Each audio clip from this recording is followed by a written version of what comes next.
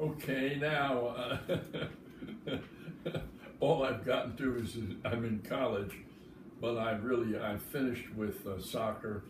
Um, I've alluded to the fact that I came second in the university-wide physical fitness test, um, and I've suggested to you that you got to look at the picture that I've given to all of you and what I've written behind the picture. Suffice it to say, I've not been interested in building my torso. I don't lift weights. I don't exercise for exercise sake. No. What I accomplished was just the way I was. It wasn't a single piece of training involved in my coming in number 2 in the Washington Lee University Physical Fitness test. The other thing I want to mention at W&L is I was exposed for the first time to amateur wrestling. W&L had, in its freshman year, it had the most remarkable recruited. They were recruited from all over the country. One of the more amazing amateur wrestling teams in the country, and for instance, they won 6 of the 8 divisions in the Southern Conference, which included the ACC. The ACC didn't exist. The ACC was part of the Southern Conference, and our wrestling team won 6 of the 8 weight divisions. We went down and wrestled against Auburn, which was the SEC champion, and we defeated them in every weight class. We won every match against Auburn and the SEC. The only match we ever lost that I know of in the 4 years that I was there, we lost a cliffhanger to Lehigh, and that was because we didn't have enough guys in the higher weights. We were dominant in the lower and middle rates. But anyway, I fell in love with wrestling. And the first year as a student at W&L, I watched the wrestling. And then the whole school watched our wrestling. And then we all went crazy at intramurals. The whole university was built on fraternity houses, and fraternity houses are perfect to put out an intramural wrestling team. And the Phi Games were right in front. My brother and I, and our friend Guess Henry, and we had a football player, Bob Smith, and we had, oh my God, the Phi Games were tigers, and we easily won. The team championship, we easily won. But I'm interested in my winning too, and so I started intramural wrestling in my sophomore, junior, and senior year, and I became intramural wrestling champion of my weight class as a senior, and I consider that one of the highlights of my athletic career. And if all the sports that I've played, the one I think that suits me the best, believe it or not, this is going to stun you maybe, is wrestling. Yeah, I just love to put people on their back. I love to beat them, but I don't like hurting them. No, wrestling, you don't hurt people. No way.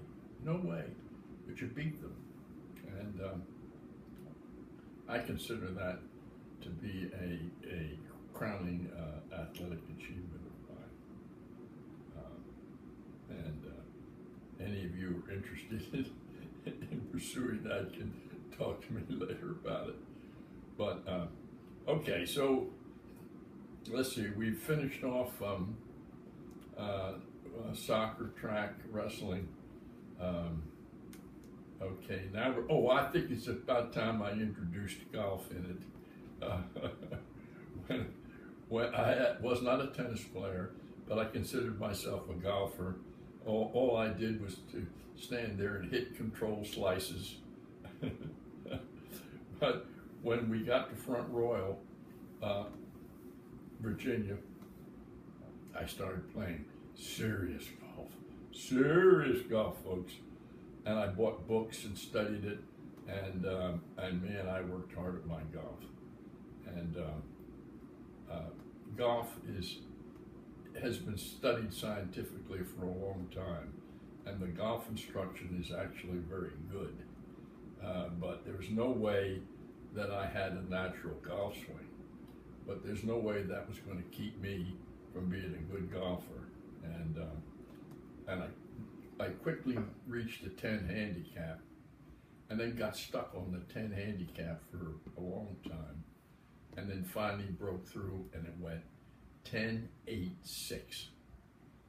And at that time, when it got to 6, and I could really play golf, we moved to Washington, D.C., and that was the end of my golf because of work. But in the interim, I had that remarkable second shot on a par 4. I also sank a third shot on a par 5. That was an eagle, but that was just luck. The shot itself wasn't particularly good. It bounced and banged along, and just happened to hit the flagpole and fall in. I just considered that was a lucky shot. But I've had an eagle on a par 5. I've had this will just blow your mind.